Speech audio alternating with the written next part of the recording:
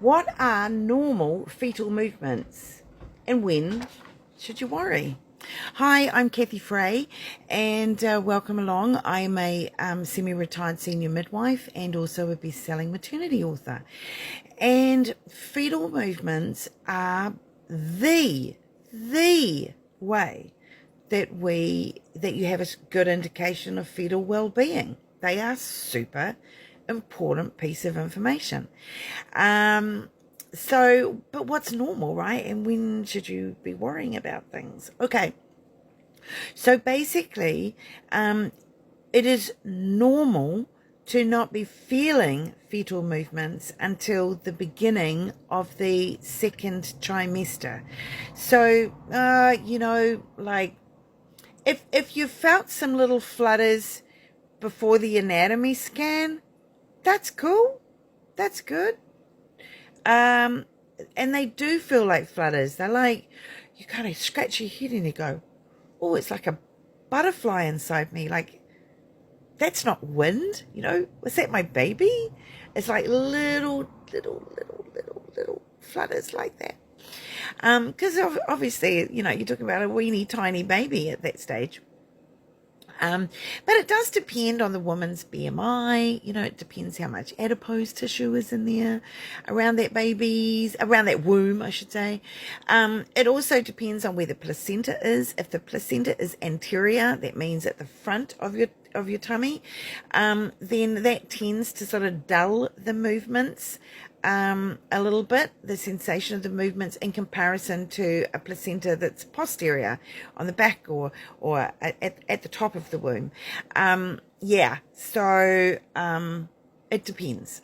But, once you are, particularly by the time you're in that mid to late second trimester and early third trimester, you do want to know that you're having regular movements, and that's pretty much all you'd say. You wouldn't be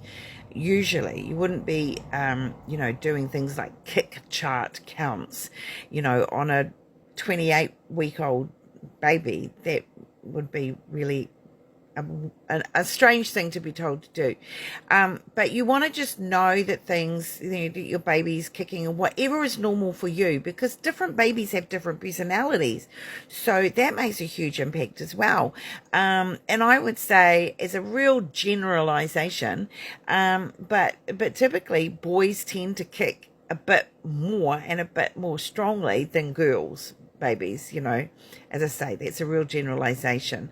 And, when you have different pregnancies yourself, you'll realize those different personalities come through in the baby, and you could have this baby that never stops moving, so it feels, and it's constantly kicking around and moving around, and out you give birth to this full-on activity plus, personality plus, dynamic kid, or maybe you have this baby that just does these lovely little gentle movements, and out comes this really kind of relaxed little shy, quiet little private sort of personality child. So they're all different, and it starts right from in utero. But certainly by the time that you get to from 36 weeks onwards, we do get particularly vigilant. We want you to get particularly vigilant on the baby's movements, and you really want to know that baby is moving to its normal kind of pattern of movements. What's normal for that baby. So say, for example, if you've got to go back to say that you need to keep a kick chart of 10 movements, in a 24-hour period, which is kind of a little bit old school. If you've got a baby that usually moves a dozen times a day, and in this 24 hours you've counted 10 sets of movements, well, that's kind of on par for that baby. But if you have a baby who usually moves 40 or 50 times a day and is super active, as its normal baseline, pattern of movements, and it goes down to 10 movements a day, that's a dramatic change. So that's a real reduction in fetal movements. And if you have a reduction in fetal movements, anything that is concerning you, if it concerns you, then you want to get it checked out, okay? Trust your mother intuition. If you're worried, get it checked out. And that means getting onto birthing suite, ideally, or you want to get to it to where you can have a CTG done. That's the cardiotochogram, where they put the two belts around your abdomen. One is picking up the fetal heart and movements, and one is picking up your abdomen, and whether just confirming that you're not in labor, basically. But you want to have that done, 20, 30, 40-minute trace of that baby. Within that time, it should prove that it's reassuring. It'll show that there's good heart variability, good accelerations, no decelerations, all these particular things that we're looking at on a CTG. And it'll pick up fetal movements that maybe you're not even feeling, but it'll pick them up.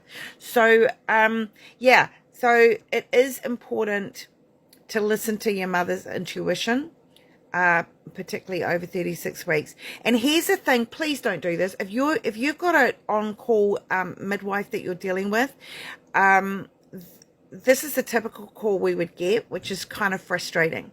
Is it's like 8 o'clock, 9 o'clock at night, and the woman contacts and says, I've actually been worried all day that my baby's not moving.